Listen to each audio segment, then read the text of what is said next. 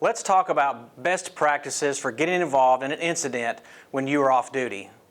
There's a lot to think about. First of all, do you even need to get involved, or should you just be a good witness? If you do get involved, do you have the tools you need? Badge, gun, vest, etc.? Is the risk greater than the reward? If you get out and try to handle business, is there a greater chance you may get hurt than solve the situation at hand?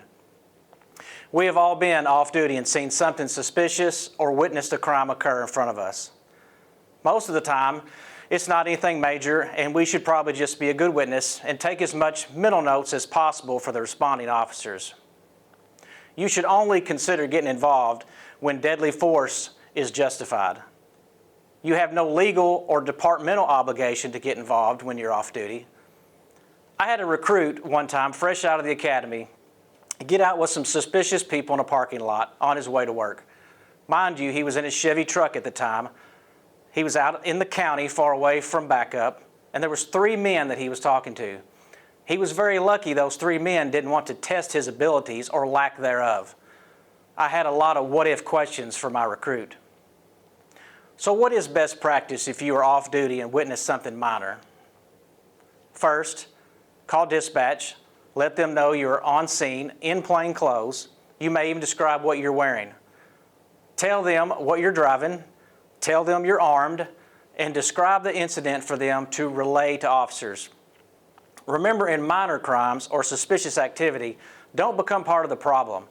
Don't get involved unless things escalate and you have no other choice. I had a fellow officer tell me this story. He had witnessed a minor shoplifting off duty. He followed the suspect out of the store and confronted him. He told the suspect he was an officer, and the suspect ran. My buddy chased him, and the suspect became tired. My buddy realized he had no way to detain the suspect because he didn't have cuffs. He decided to hold the suspect at gunpoint until officers arrived.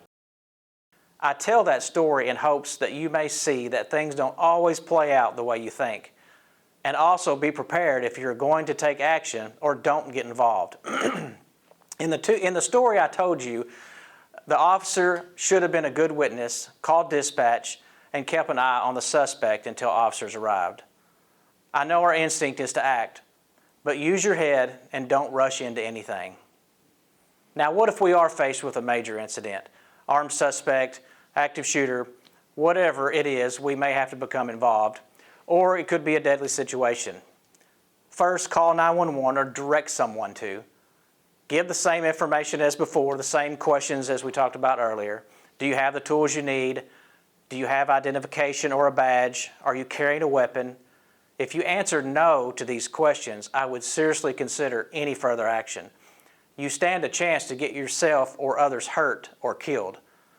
If your answer is yes, then here are a few things to consider. Let's use a scenario of an upset, angry, armed subject in Walmart. Don't jump into a bad situation unless things are critical. If you have to do something, remember, speed, surprise, and violence of action. Don't get tunnel vision. The armed suspect may have a partner or an armed accomplice. Don't forget your tactics. Verbal and visual identification is essential. You may not be the only armed person in the store. Hero Harry may be in the next aisle and see you attacking or holding a gun on someone. The words coming out of your mouth should contain, "You're an officer," and what department you're with, loud verbal commands. "Police, don't shoot, off-duty officer." Physical identification is a plus. Make sure any badge you have is out and plainly visible. You should have your green KLC off-duty band. Have it on or in plain view for responding officers. We recommend having it on the wrist of your off hand, not your gun hand. This is a change to what we have recommended in the past. Make sure it is on your off hand.